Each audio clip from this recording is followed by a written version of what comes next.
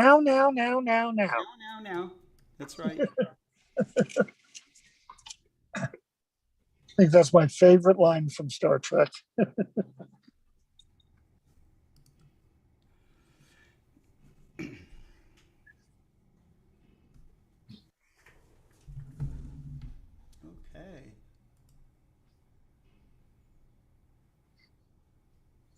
Go.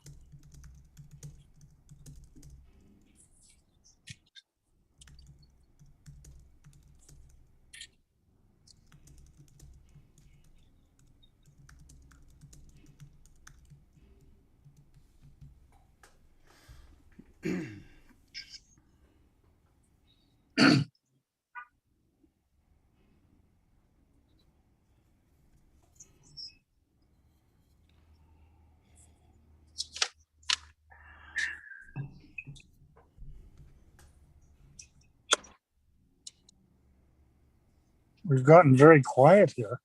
It did. Well, everybody's anticipating a test after this, so. Yeah.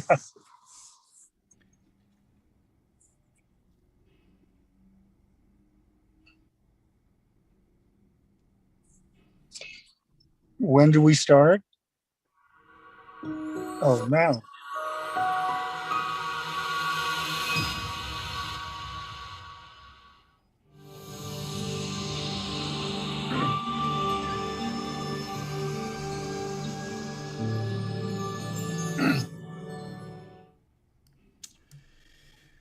Well, hello everybody. This is Scott Roberts on another edition of Explore Now.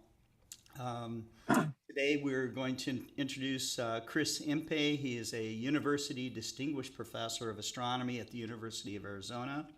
But before I get started, David Levy is joining us. And David, you wanted to say a few words? Yes, I do. Thank you, Scotty. And it is quite a privilege to be here on the same panel here as Dr. Impey is. I've known him for some time, and but I did not know that he was such an expert in astronomy in parts of the world such as Nepal. And I think this afternoon we're going to find out an awful lot about the work that he does, inspiring people in that distant land to look up at the night sky, not necessarily to become professional astronomers, but to enjoy the night sky and feel the wonder and the passion of it. It is my tradition that I usually begin these things with a poetic quote, and today's is going to be from a poet from Nepal, and his name was Mohan Koirala. He died about 10-15 years ago, and about 2007, 2008, he wrote a poem called Desko Prakava. I hope that I got that pronunciation approximately correct. But anyway, he's talking about an argument between a firefly and the night sky, and you wonder who's going to win such a battle. Twisting its body, night attacks me, black fangs glistening. It readies itself. Its arms are outstretched.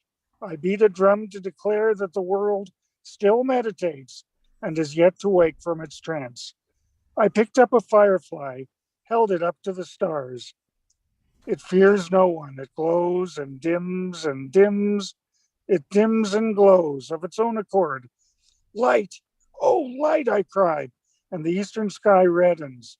Very soon the light will come on a golden morning. And now I'm going to give it back to you, Scott, to introduce our esteemed speaker. Thank you, Scotty. Thank you, And David. thanks, And safe Dr. travels. MP. Take care. We'll see you tonight. Yeah, see you in a few hours. Okay. Okay. Well, as I mentioned, Chris Impey is a University Distinguished Professor of Astronomy at the University of Arizona. To be honest, when I first started looking at Chris's accomplishments, I was really impressed with his work with making giant telescopes and his work in cosmology, all of his educational, teaching awards and stuff. He has 11 teaching awards and he teaches or has taught 2 online courses with over 280,000 students, okay, and has 3 million minutes of video lectures watched. He's the past vice president of the American Astronomical Society, and he's won its education prize. Impey has also been a National Science Foundation Distinguished Teaching Scholar, a Carnegie Council's Arizona Professor of the Year, and a Howard Hughes Medical Institute Professor. He is one of the great science educators, I believe, living among us today. And it goes on with his refereed publications. He's very much involved in research. He was supported by $20 million in research grants from NASA and National Science Foundation. He's written 70 popular articles on cosmology, astrobiology, and education, 2 textbooks and a novel called Shadow World. He also has other books, The Living Cosmos, How It Ends, Talking About Life, How It Began, Dreams of Other Worlds Beyond, or Beyond, The Future of Space Travel, Einstein's Monsters, The Life and Times of Black Holes, and this book, Humble Before the Void. And I am really honored and very, very happy that you've decided to join us for an afternoon, Chris. I'm going to turn it over to you. But I do have kind of an introductory question. Before we start talking about your journey to northern India and all of that, I'd really like to know more about maybe your youth and how you got, what was the journey to you becoming an astronomer, a researcher, an educator? How did you get here? Sure. And I'll start by giving a nice nod to David Levy for his little beginning introduction. He's a role model for me because he's a Renaissance man. He loves astronomy, he loves the arts, literature, poetry, music. That's the way it used to be. People used to cross the domains without thinking about it, and he still does that, which is great. That's true. So my accent will not tell you, but I am a Scot. I was born in Edinburgh and did a lot of growing up, and we were transatlantic, so left when I was young, 5, and then went back for college and grad school. So my accent got bent into mid-Atlantic or American early on. But I'm a Scot, I'm a Brit, and obviously Britain's not the best place for stargazing. Pretty cloudy, pretty wet. So my first degree was physics, as many astronomers do for undergraduate work. Physics is sort of the gateway drug to astronomy usually, and it's most people take for their bachelor degree. I toyed with high energy physics when I was an undergraduate. I worked at CERN actually back in the 70s, 2 summers there. That was a lot of fun, very exciting. But also to make a counterpoint of different fields of science and how they work, even then, back in the Pleistocene era, the experiments at CERN and the size of the experimental groups were just huge. They were already hundreds heading towards thousands. And I could tell that even in that very exciting field, it was hard to make a mark. I was in a group as the bottom of the totem pole undergraduate, and there were really smart postdocs who were getting lost in the shuffle in these big experimental groups. So this was big science in not always a good way. Astronomy then, and still at some level now, is more old school. It's possible to have an idea, go to a telescope, write a paper, work with 1 or 2 other people, your advisor or collaborator, and do science on a smaller scale, a more nimble scale, quicker. The ideas flow more easily and quickly in that environment. So I could tell that early on, and that pulled me to astronomy rather than high energy physics. And then I went to graduate school in Edinburgh. Again, not very good for astronomy. So I did my observing in Hawaii and Australia because the Brits were running telescopes in both places. So it wasn't really a hardship as a young graduate student to be sent off to Hawaii from the Scottish winter, or to Australia in the Scottish winter. So that was my start into astronomy. But again, astronomers sort of are minted in 2 ways. There are a set of astronomers who had telescopes growing up, had a dark sky, had someone, a relative or a friend, to show them the night sky, and they got in through that. David's a great example of someone who's always known the night sky from an early age. And then there are astronomers who get into it through physics, who just by circumstance didn't really have access to a dark sky or the easy ability to use a small telescope, and so you get into it by a different route, and so that was my route. And now I'm in Arizona, so of course I do have a good sky here. Although here, even we have to go down to Chile to get our truly dark skies. We still have to go halfway around the world to get the darkest skies. But Arizona's not too bad. Southern Arizona has still got some good skies. Excellent. Okay. Well, I was surprised after reading about your life and the books that you've written. Yeah, I was really surprised about learning about a Western scientist such as you are, to make that journey into northern India to Dharamsala, where the Tibetan group in exile there is located, and there are monasteries there, and it's the people I know that have gone there. They tell me it's a completely different world, but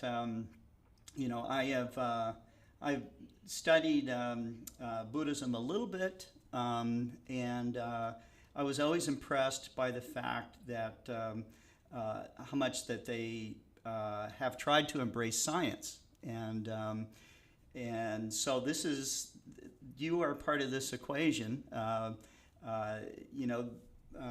This book, Humbled Before the Void, is your personal account, very personal account of traveling to northern India with your son Paul, and this happened, I think, in 2012. Is that right? Which is 2008, so it's quite a long time. 2008. Okay, all right. Okay, and the book comes out, yes, a few years afterwards. So, and you joined what was called the first ever, or it is the Science for Monks Leadership Program. Right. And I know just a little bit about it, and know a lot more about it now from reading your book. But what were the circumstances that led you to be chosen to teach there? So the story is a nice story because I like to go different places. I mean, I like to travel until the last year. Last year has been brutal. I mean, this is No travel, right? the first 14-month period I've never been anywhere in my life. So I like to travel, but I'd been to India before, but not anything to do with Buddhism or that part of India. So I got a call pretty much out of the blue from a guy called Bryce Johnson, who's an environmental science and physics postdoc at the time in Berkeley. Mm-hmm. And he'd heard of me as a sort of innovative teacher through network, and he just asked me cold, how'd you like to go and teach the Dalai Lama's monks cosmology? Just pretty much out of the blue. And it's not a question you ruminate over. You just say, well, yeah sure. And Okay. then you figure out how it's going to happen and whether you can get the time off and et cetera, et cetera. So I just immediately said yes, and because it just sounded so great. Another interesting thing in the conversation was a bit longer than that. He probed me a little, and at one point he actually was probing me about what I knew about Buddhism, how much I knew about Buddhism. Yeah. And I said, I'm curious about lots of things, and I probably read bits and pieces. I've read a couple of the Dalai Lama's popular books, but not a scholar nor an expert. I haven't really delved into it, etc. I'm definitely not a practitioner.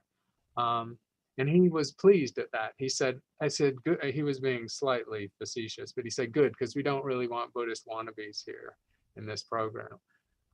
So he was alluding to two things. He was alluding to the fact, as I have now experienced it, going there several times, Buddhists in India, Buddhists in Asia have a very slightly amused, slightly jaundiced view of Western Buddhism because it's a different variety, shall we say that. Sure. So that's one thing. And then the other is, what he really was getting at was he didn't want me to go there thinking I knew the tradition of the people I was going to teach. He wanted me to come fresh to the dialogue. And that was important to him, and it was important to me too. So I did do a little reading beforehand, but he pretty much told me, don't go crazy, don't do too much research, just experience it, just come and experience it. And it was good advice. So I did. And so that's how it came about. And then the other side of this, of course, is where did this program come from? And that's a good story too, because in around the year 2000, the Dalai Lama is famous as a spiritual leader of the world's major religion, who is very much embracing of science, who has a logical mindset, who's dialogued with scientists almost his whole life. And the best story about him was when he was growing up, he was in a really poor small village in eastern Tibet, and an only child at the time when he was 4 or so, and he would take apart his parents' clocks and mechanical devices into tiny pieces and not always be able to put them back together again. So he had that mind of someone who likes to take things apart and put them together again. Yeah. And, then this bizarre thing happens where these spiritual elders visit this village where he's, I think, 5, and they declare him to be the 15th reincarnation of the Bodhisattva of compassion. And at that point, his whole life is just laid out ahead of him as a 5-year-old. That's just Yeah. the story. He's You're the Dalai Lama. This is what you're going to do. right. But when he was asked, what would you do? What would you have done if you weren't the Dalai Lama? He said he would have been an engineer. So he had always that interest in science and logic and rational thinking. And it's a good fit with Buddhism. So he got to the early 21st century and he realized that the monastic tradition of the monasteries and the nunneries Mm-hmm. of Tibetan Buddhists in exile, the tradition was very old. I mean, the curriculum had been laid down for hundreds of years, Right. and it had almost no math and science. And so these monastics, had sort of a 5th or 6th grade education as far as math and science goes.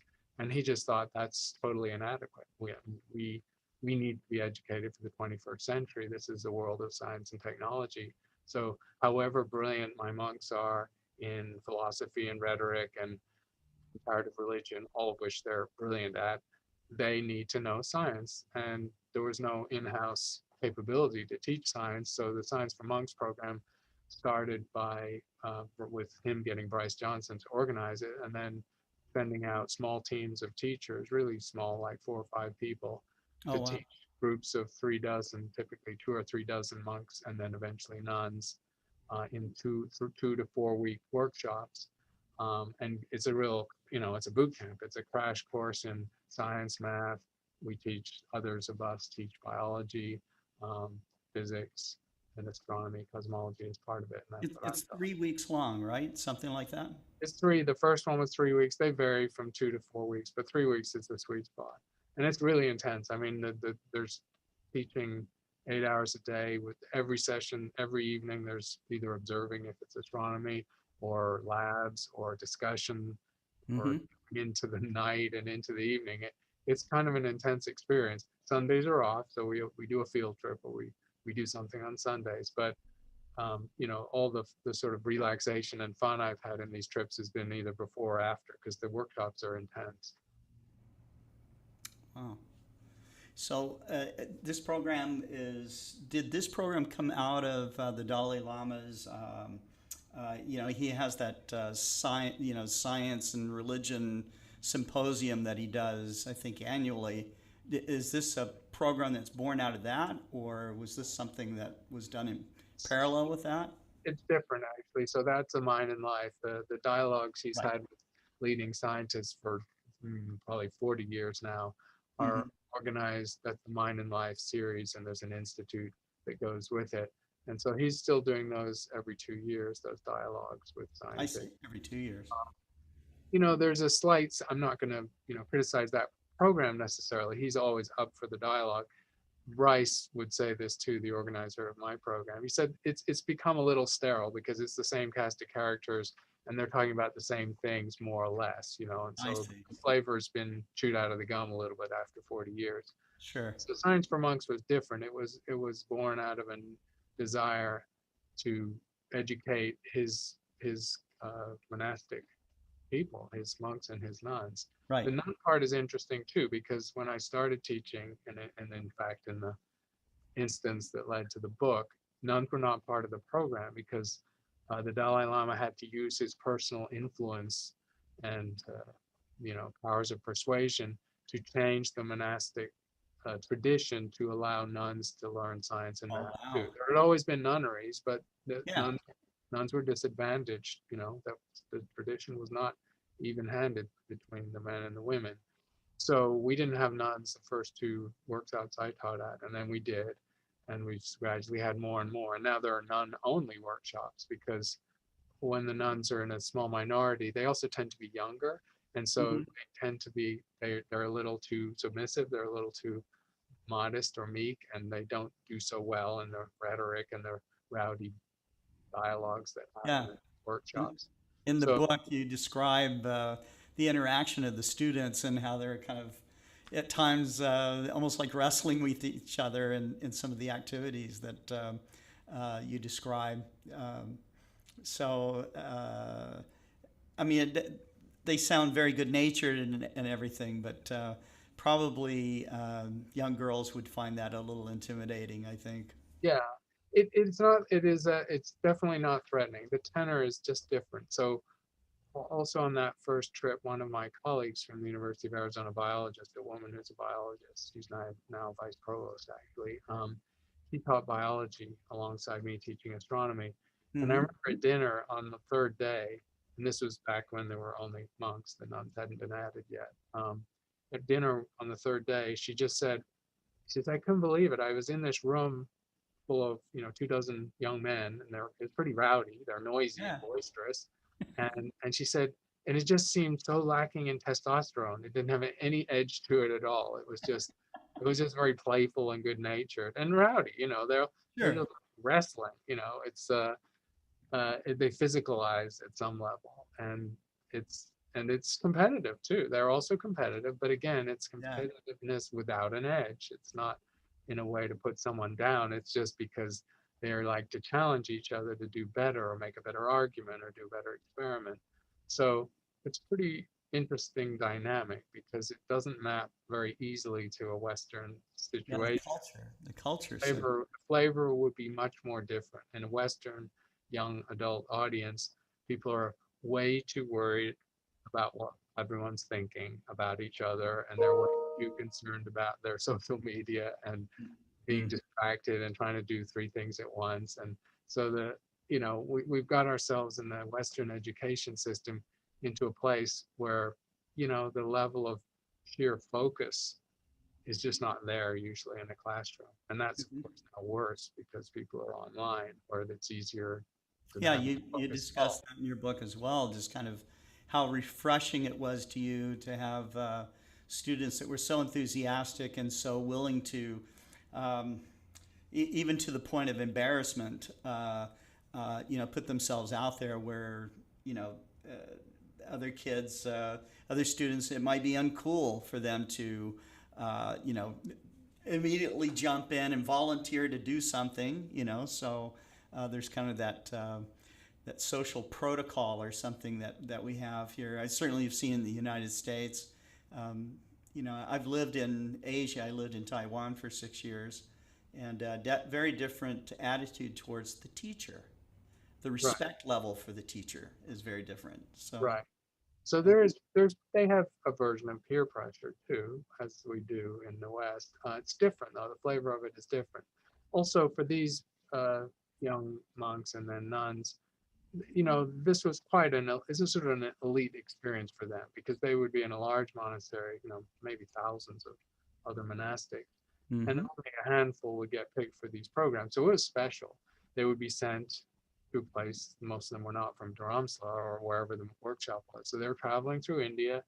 They were in a special situation, meeting new people. It was fun for them. I mean, it was a high level experience, and they looked forward to it. They knew it was special, um, Mhm. and they wanted to bring it back to the people in their monastery. So many of the people in the first workshop that I wrote about are now senior monks. They're geshes, which is like Yeah. doctorate in your monk career, and they have started their own science centers in their own monasteries. I think Wow. I think maybe 7 or 8 of the 24 monks in that first group are now senior monks running their own science programs in their own monasteries, which was part of the goal of the program, to take a subset of the people who took Yeah. the program to a leadership level, and so that they could do it and they wouldn't need to keep shipping Western teachers out. Now they can do it themselves. Yeah, that's kind of the dream for all of us that do educational outreach programs. It's always wonderful to see something mushroom like that, and we all see it to some degree. But it sounds like this particular program has just gotten this huge inoculation of science, which was so badly needed, and they've embraced that.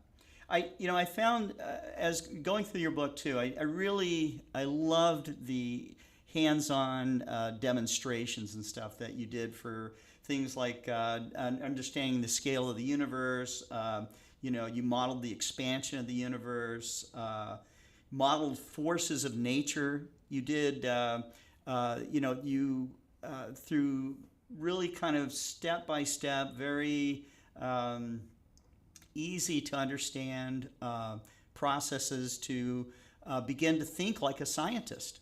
You know, I was curious if you know, once you found out, hey, I'm going to teach these monks, did you just create all of this new all this new teaching curricula, or was this something that you had amassed over years, or how did? Because you didn't Yeah, have the technical tools that you no, have in the United States over there. that's right. And so I had the heads up on that from Bryce. He said, you know, look, you're in northern India. The, you know, the water is not always there. The electricity is not always there. The internet is not always there, or not often there. So Yeah, you're close to off the grid, and that's can be refreshing or frustrating depending on what your expectations are. So as far as the teaching situation, he made it very clear. You know, we just make do, and so basically, you know, I could make a list of supplies I needed, but they were at the level of rubber bands and paper clips and yeah, flashlights, very and inexpensive things. he and a you know young helper would go to the local village and just buy all this stuff, but it wasn't a low tech, and we couldn't rely on PowerPoint or electricity working, and we didn't have electronics. So yes, so I think I recognized that the smart thing to do, that plus the audience being so different from a Yeah, different context, I did start from scratch. I didn't, you know, I didn't cannibalize any of my lectures. I really built from the ground up my lectures with some thematic aspects that tried to not ape or mimic the Buddhist tradition, but to resonate with it at some level. And hmm, then for the experiments, the hands-on, yes, I pretty much asked all my colleagues and read online a lot of what can you do very simply, and what are analogies and scale models and stuff that can be done with simple equipment. And you know, it's amazing how much you can do with very simple equipment, especially with an audience who's just willing and gung-ho to go with it. I think the yeah, most ambitious thing I did, and I don't know I did it the first time, so I don't think it's in the book even, but I've done it since, is we got the monks to do a gravity simulation. Um, where so modern gravity simulations are called n-body simulations, so that you put particles, which could represent stars or even whole galaxies if you want to do the universe, in a computer, yeah, and they interact by Newtonian gravity, and you let it run, and then you recalculate and let it run, and they move and they reposition, and you can start from a smooth initial post Big Bang universe and generate structure in the universe, clusters and superclusters. It takes billions of years and takes millions of CPU hours to do it on a real supercomputer. So yeah, I just dreamt up a minimalized version where we could do it physically. And it didn't, I almost thought it was stupid to try, but it just happened to work. So I bought out a bag of 10,000 poker chips. oh, That it's in the book. Oh, it's in the book. Okay, It's and in the so book. we tagged one side so that you could recognize, so they weren't the same on both sides, Yeah, and scattered them on the floor of a big auditorium, and then make sure it was as close to random as we could get, and that was the starting point. And then the monks were given a primer. We spent one, maybe even 2 evenings talking about gravity as an inverse square law. And so if these poker chips were galaxies and they had galaxies around them, which galaxies would move the most responding to gravity when it declines strongly with distance. So we did all these special cases and all these situations. So we did a boot camp on that. And then on the third night, they were unleashed in a wave to pass over all 10,000 chips and move each one in response to the so-called gravity of all the other ones. okay. Uh, Now that whole experiment is something that if I tried to do it in a Western classroom, they just laugh me out of the room. I mean, it would just fail at the gate. It would not even get out of the gate. They'd just say, "Are you kidding me? Are you freaking kidding me? You want us to do what?" So that is a perfect example of something that Yeah, not only worked better with Buddhist monks and nuns than with Western students, but it literally would not work with Westerns. I did try. I once just had to try just to make sure, and it pretty much failed. So so that experiment took 8 days, and that's the other reason you can't really do it in a Western classroom, because we were using our evenings to run this gravity model.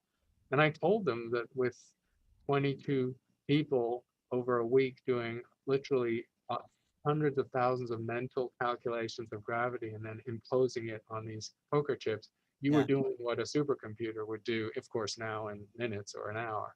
I, Uh, I thought it they was got doing, it, I but they did. got it. So, I mean, the trick of being a science educator or a scientist, I suppose, is at some level, we're smart enough, we have math and we know how to crunch equations and do the numbers. So Sure. you can intellectually understand something, but in science and in learning, you sort of have to experience it in your gut. And it's a different type of experience. Hmm. And this was one where they got gravity in their gut. And the other good hands-on experiments were ones where they internalized it in a little more visceral and emotional way than you would just by reading it in a book or doing some math. Yeah. Out of doing all this 3 weeks you had a lot on your plate. I'm sure that you were worried. Is this getting across? I'm in this foreign culture. You'd never been there before, as far as I know, right? Yeah. First trip. You and your son were there. I guess your son had gotten sick from Yeah. the, you He know, was 17 then, and he was a little physically frail. He'd had allergies and various Yeah, things. yeah. So you had to be worried about him. You got these 25 students you're dealing with. You have your interpreters. You're trying to get yeah, of course you want the program to be successful and everything. So I think a bit of pressure going on. Plus you're jet lagged and all the rest of it, which you describe.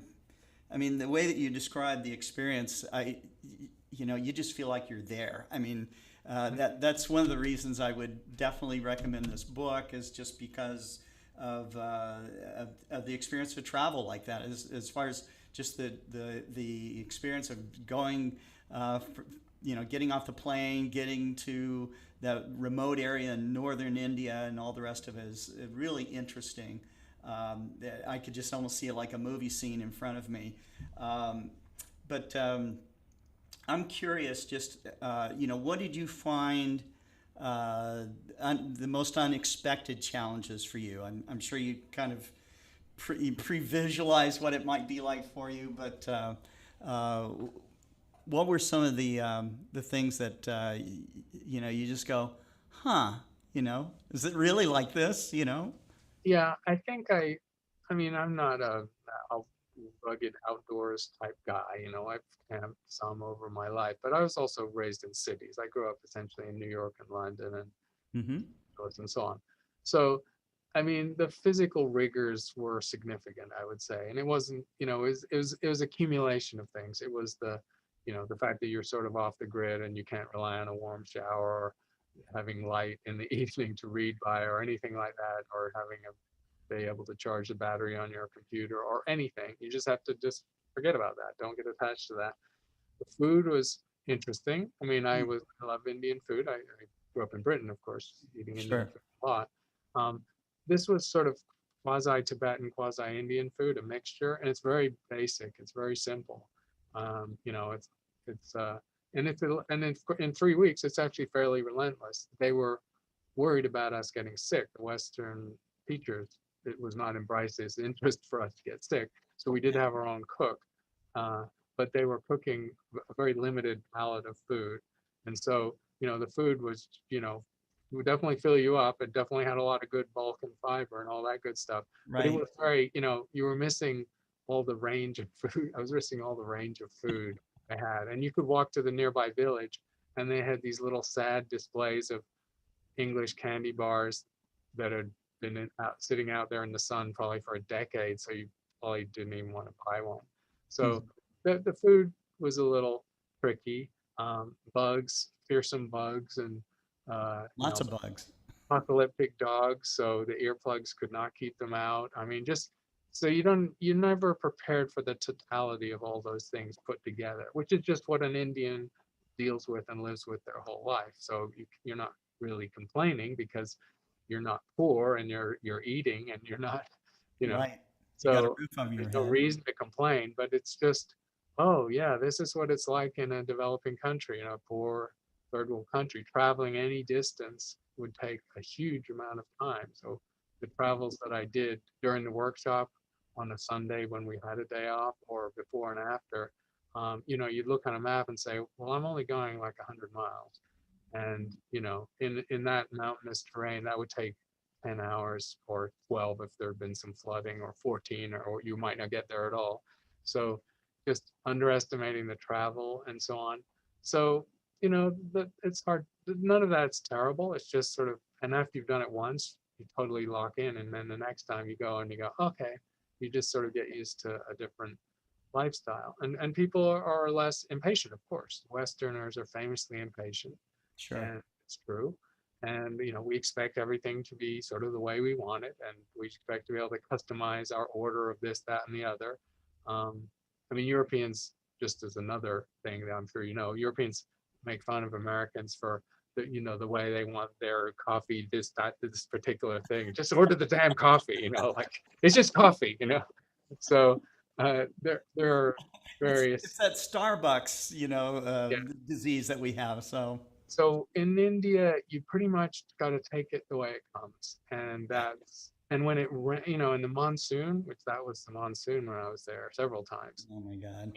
It is apocalyptic monsoon. It is just coming down in sheets. If you're just caught out in it, occasionally I'd have to go for a walk and try and get some exercise. Yeah. Wounds didn't heal, but another little sidebar, I never got really sick, but couple of times I had, sores. I just got abrasion Head or sores, something? Jeez. something that didn't heal. I once went to a Tibetan medicine man, and he put this strange concoction and a poultice on my knee where I had a sore that had gone septic. And I thought, this is pretty, I don't know, I should be in a hospital maybe, or I don't know. But it sort of worked. It took a few days, but it worked. We still have the So leg, right? So yeah, I still yeah. have my leg. So all these things put together, the climate, the infrastructure or lack thereof, Hmm. um, the sort of intense heat and rain, and everything is like the volume knob is turned way up on all these sort of experiences in India. The smells are intense, Yeah. sometimes good intense, sometimes bad intense. Uh, the extremes of poverty, of course, Oh and yeah. it's Right. just you just have to take it in and not judge it and not get derailed by it or whatever. And I did have a few colleagues who went out for the program who never, they were one and done. They just Yeah. like, I thought, okay, that's interesting. I'm not coming back here. I want at least a 3-star hotel. I'm not going to do this. So what's the difference between you and those guys? I mean, why did you keep going back? Well, I would say that, I mean, Bryce, the organizer, he knew how to pick his teachers, so he Right. didn't have too many that didn't come back. Um, I mean, and so I think most people got hooked on it. So the I people see. I know, most of the people I know, if I went out next time, I'd be teaching with people who've probably been out several times before. I mean, there are just people who are going to do it as long as they can. They're just totally into it. And of course, at that point, they become so easy. They're so adaptable. You just learn how to be very adaptable. You can't have fixed notions or constructs about Right. how the classroom should be or how anything should be, really. Just fill in the blank. You just have to sort of take it the way it comes. Hmm. Um, and the object lesson of that, of course, are the people you're teaching, because they have to be adaptable. I mean, they're essentially orphans. They're operational orphans. Many have been brought over the ice fields by their parents or relatives when they were 7, 8, 9, 10 young children. Many Wow. have not seen their parents for years. Many have not seen them since they were tiny. So they are, as I said, again, operationally orphans. They have their own community with friends in exile, and in the monastery or nunnery, they'll have a community. But that's got to be tough. And just the thought that you're very unlikely to ever be able to go to your homeland, given the way things are with Right. China. Right. So that's what they deal with, and they deal with much more hardship. Um, the monasteries are not healthy places. There's tuberculosis, there's dysentery. They have serious illnesses and diseases there because it's poor. They're up Hmm. at a very poor level. Um, so that's their life, and they never complain about that at all. But they're not unhappy. No, That they're is. doing what they want to do. They're committed to their religion, to their faith. Uh, Hmm. they're curious, and want to learn something new. So they're not just bounded by their tradition and their religion. They're open, of course, to science. They're curious. That's just what makes them good students. And then I didn't say this early on, but one of the other framing notions about this program and my ease of doing it and feeling like it's a good fit is that Buddhism is not really like a conventional religion. It's more like a philosophy or a way of life. Hmm. If you're Catholic, you have to pray. You know, we just had Easter. If you're Catholic, and I work with Jesuit astronomers, so I have a counterpoint that goes on with the Jesuit astronomers I work with, and they live a double life. They're practicing priests with parishes who are all PhD astronomers. That's interesting. I talk to them about that. Right? And then when I want to joke with them and make fun of them, I say, you had to believe three impossible things before breakfast every day, you know, virgin birth, reincarnation, etc. You know, Buddhists don't have to believe any impossible things before breakfast every day. They don't have to believe any, there's no theology, there's no things which if you don't believe them, you can't be a Buddhist. They don't proselytize. They're not trying to Yeah. convert anyone. Right. They, yeah, it's not a rule-based religion or a theology-based religion. And it's also a very empirical tradition. So these are stories. I don't know if the Buddha was a historical figure or not, but according to their stories, Yeah. the Buddha was very skeptical. You know, even to his followers, he said, "Don't accept what I say. You know, test it like a metal worker would test the blade of a knife he just made to see if my words are true. Cut them with a knife and see if they're true. Don't trust them just because I said it and you follow me." So, you know, from the core of the tradition, there's the idea of skepticism, Yeah. of, of empiricism, of trusting what you see with your eyes, of gathering information, of evidence-based reasoning, which is the heart of science. So it's a pretty good fit. Yeah, that's kind of what you need to have. I mean, that needs to be your demeanor if you're going to be a scientist, right? You need to be skeptical. You need to test every piece of evidence that you're getting and work out the theories and see if it really makes sense or not.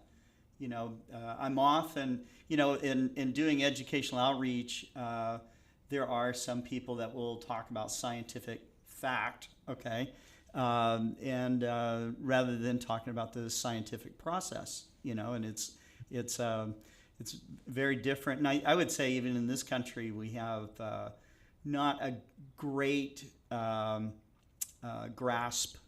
The average person doesn't have a great grasp of science, and that's for those of us who are amateur astronomers who are, I consider myself to be a cheerleader of people like yourself and people becoming, have an inquiring mind and actually try to explore things on their own. But I find for all of our wealth and availability and everything that we don't take advantage of it like we ought to, so that's my own personal take on that. When you were teaching these monks, did you find them like to be just like sponges that just absorbed everything you said, or were there clashes between the way that the forefront of science is determining what is real in the universe versus what maybe a Buddhist with their 2,500-year-old cosmology. Okay, was there any kind of headbutting? There wasn't headbutting, but there were definitely parts of the stuff that they were learning that they were much more intrigued by than other parts. I mean, I'm of course was not trying to give them lots of facts about astronomy or science. I was trying to use process and hands-on and experiments where I could. Mm-hmm. The things they're most intrigued by are the things that are really foundational, the kind of things that that astronomers or physicists have sort of not really spent a lot of time with because they're considered philosophy. So scientists tend to do what they do. It's like Santayana, the poet, said, art critics talk about theories of art. Artists just talk about where to get good turpentine. Well, scientists just worry about where to get a good piece of equipment or how to tune and focus their telescope or whatever. They don't worry about theories of how science works or whatever.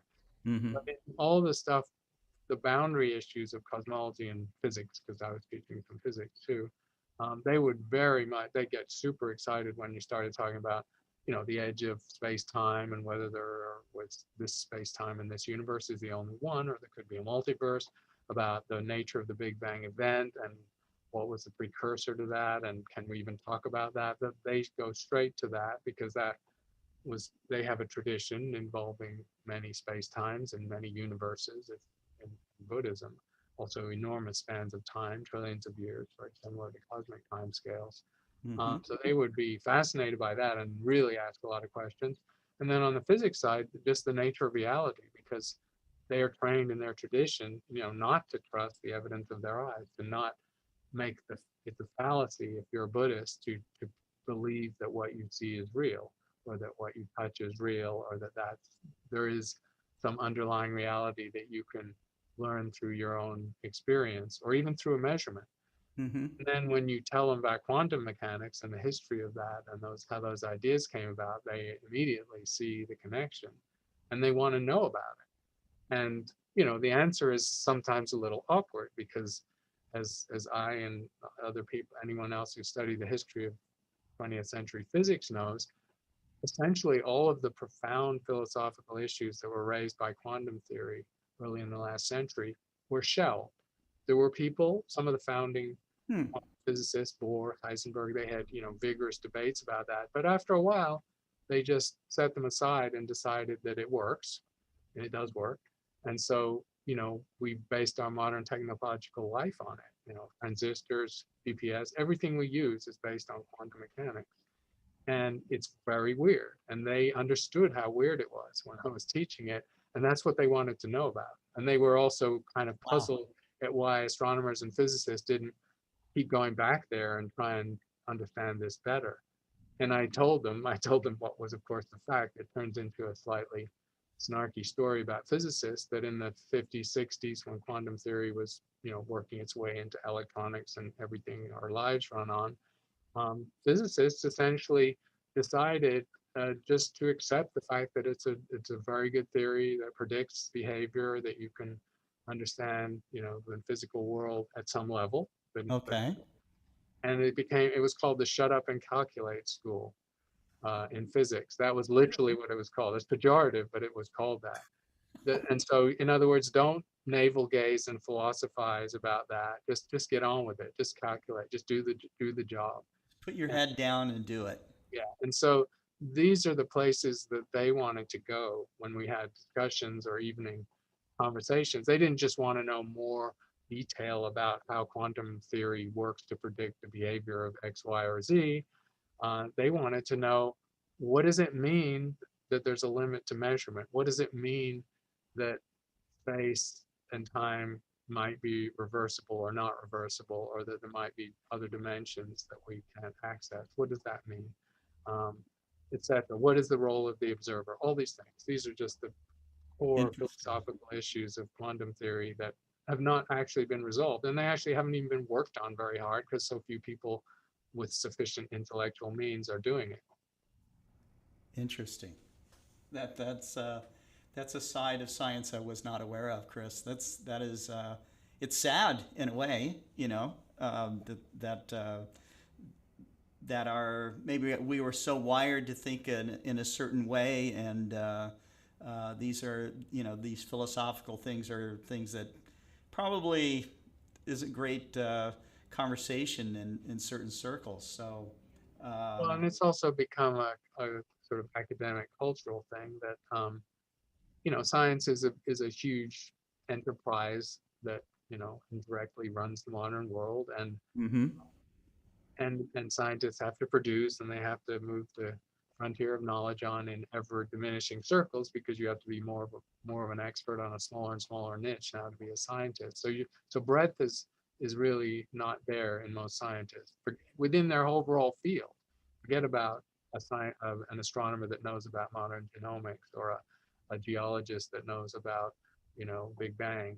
Yeah. So that's missing. But what's really missing is that huge breadth that was easier when there was less to know in the world, the breadth of the Greek philosophers who were worrying about everything. And Right. in a sense, the Buddhists are more like those Greek philosophers because it's all on the table for them and it's all connected and they want to know about it all. And they don't accept that you're not trained in that. Let philosophers do that. They're in a different department. They're in a different college in my university, so I don't even run into philosophers in an average year. Huh. So, the boundaries and the silos between academic disciplines have not helped that situation. They've actually just made it worse. Mm-hmm. Mm-hmm. Interesting. Um, I asked you what areas where they clashed, and you talked about areas where the monks most easily understood. You think that this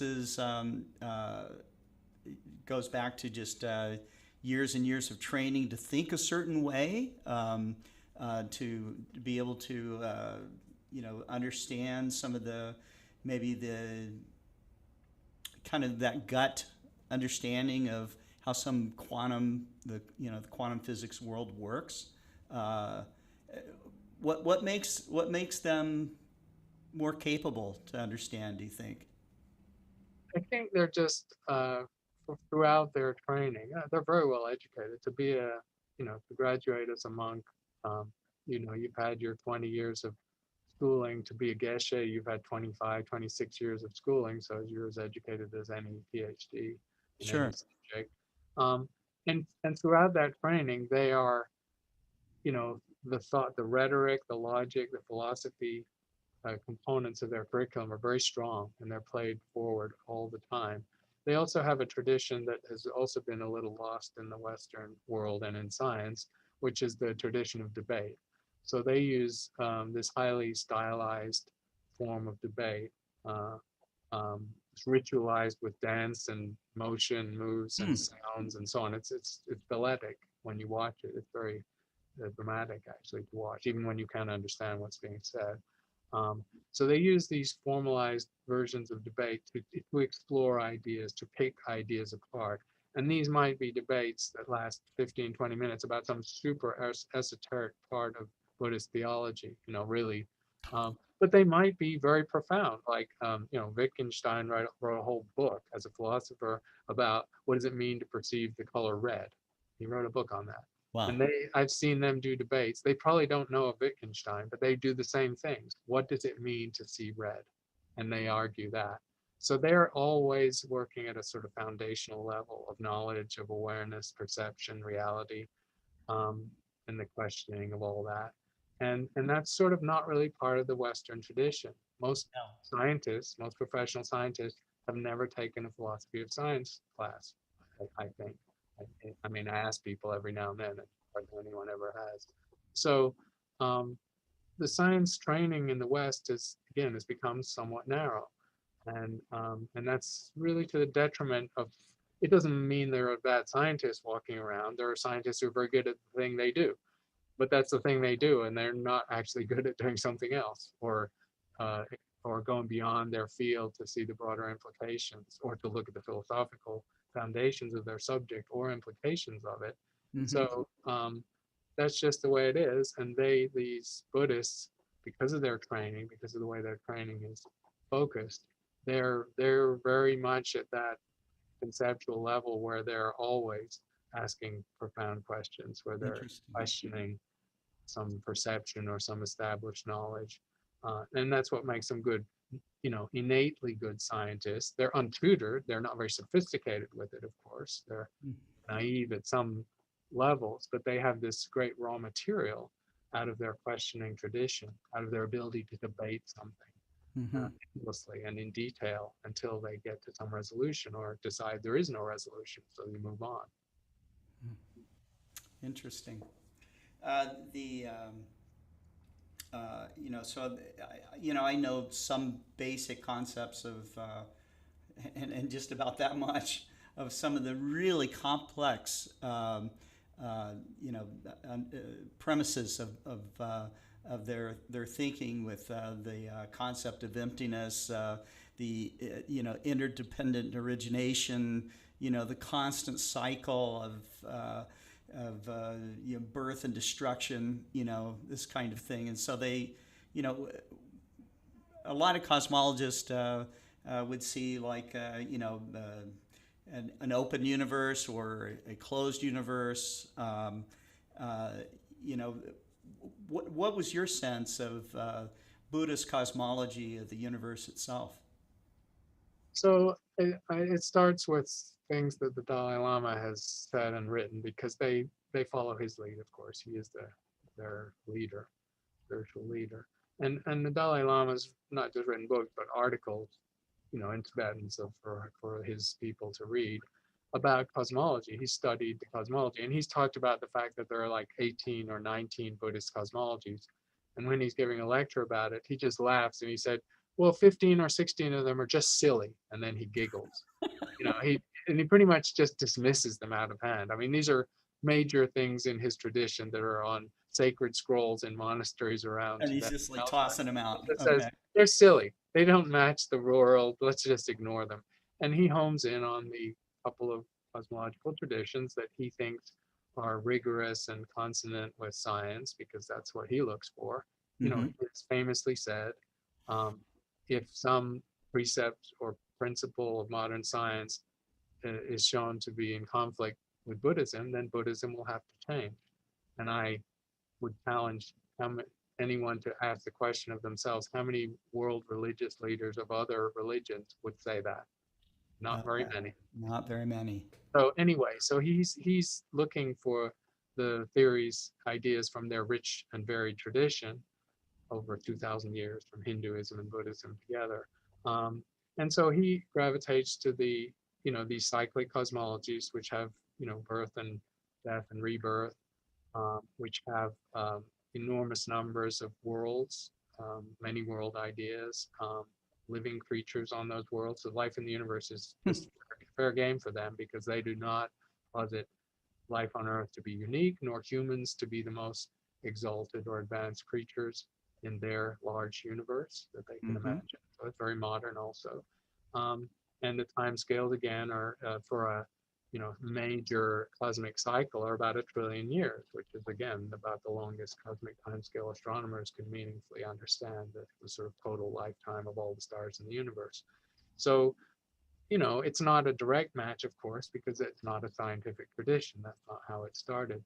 Mm-hmm. But it's a very interesting basis for conversation, because there's no fundamental piece of modern cosmology that's dissonant with the traditions that the Dalai Lama would say are the ones you should be paying attention to in his work. You touched on the idea of other worlds and living creatures on these other worlds. When you and I were first discussing what your talk would be, you threw out a couple of subjects. One was exoplanets and astrobiology. How far off base, or how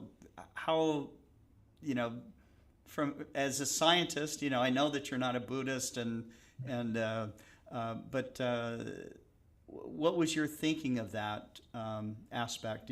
Are you, as someone, actually you're one of the leading guys out there, so how open-minded does a scientist need to be versus how skeptical they need to be when they're trying to understand the possibility of Earth-like planets out there that may be inhabited? What is the... I think I'm not asking the question very well, but I think you understand where I'm getting. right. I mean, the Buddhists are just speculating as part of their tradition, and they're comfortable with a landscape for the universe that includes other sentient beings, including many who may be more advanced than us, however you say that. Scientists are in a tricky position on that subject of life in the universe, because the dramatic progress in the search for exoplanets, it really is dramatic. I mean, they're on a Moore's law, doubling every 2 years the number of exoplanets. It's pretty amazing. Yeah. Is not matched by other parts of the subject. So if you talk to biologists about how do you define life, they're going to still have the same arguments that Schrodinger had in 1930, or that have been had for 70 years. We don't know how to define life.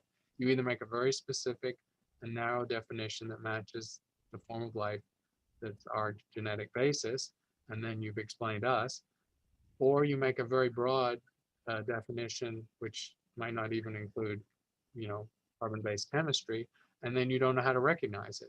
So you have a problem. And then you have the same problem with intelligence, maybe even worse problem. Can you imagine that life can get intelligent? So the level of our knowledge on anything other than counting exoplanets, just body counting exoplanets, oh, these are big ones, these are small ones, these are terrestrial, these are gas giants, these might be in a habitable zone. And even that word, habitable, that adjective is abused in astronomy and astrobiology because we don't know what habitable means, right? You can't define habitable unless you know what is a suitable environment for biological organisms of any kind, including some not like us.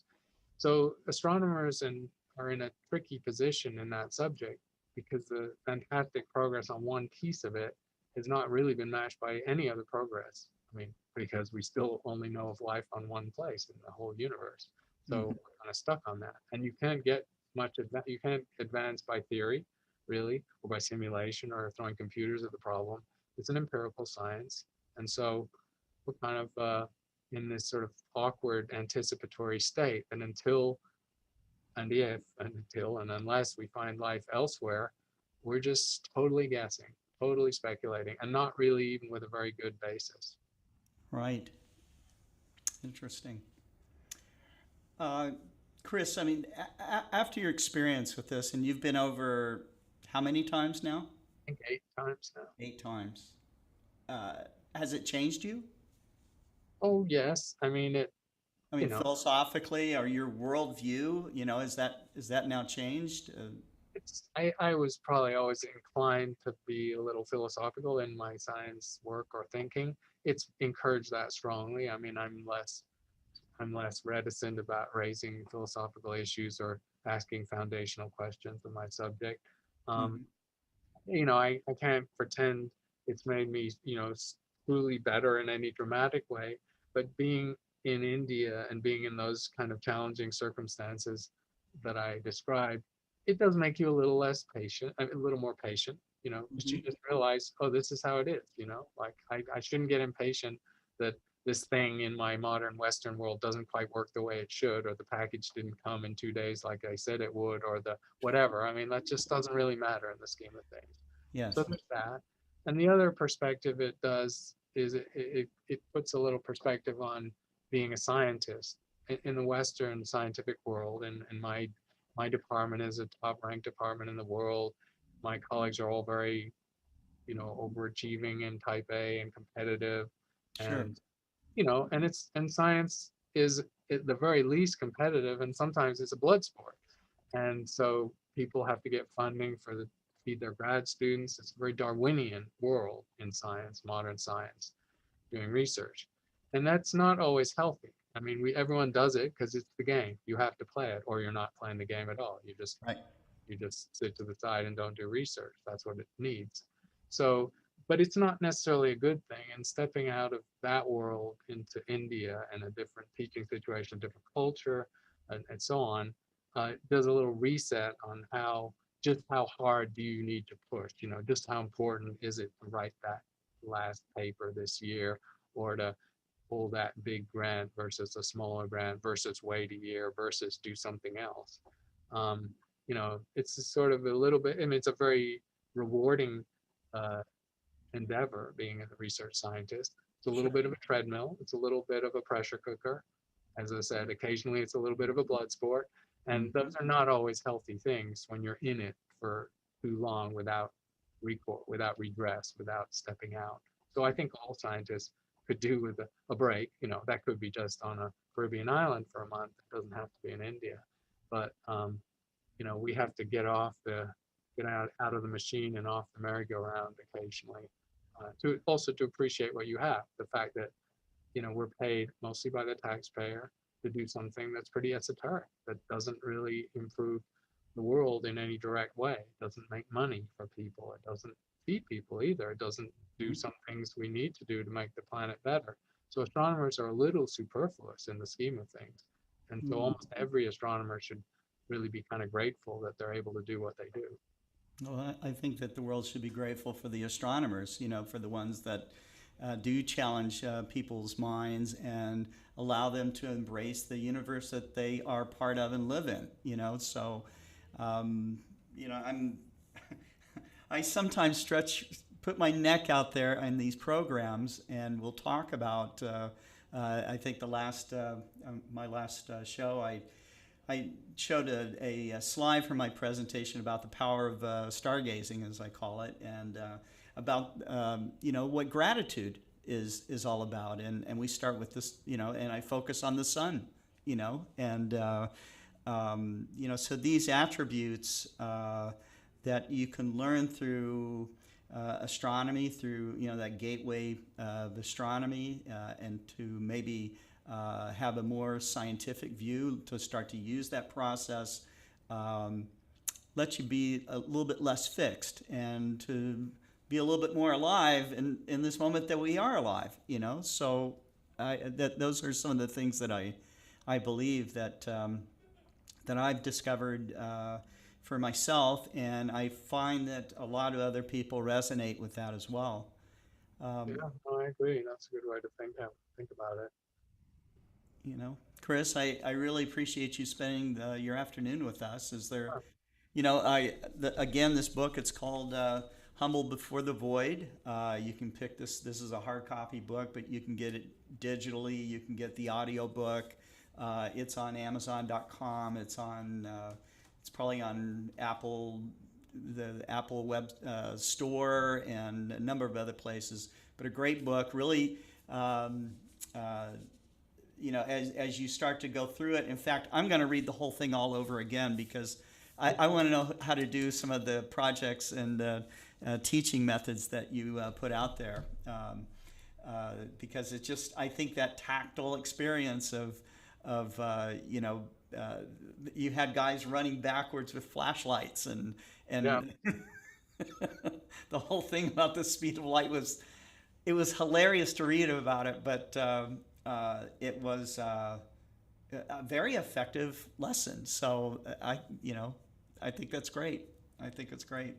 Yeah, no, it was great. It was great to have a conversation with you. Thanks, Yeah, Scott. you too, Chris. I hope to have you on again. I'm going to read more of your books, and I know you're an extremely busy educator and researcher and all the rest of it. But Yeah. if I get the chance again, I would like to do it one more time. So. Sure.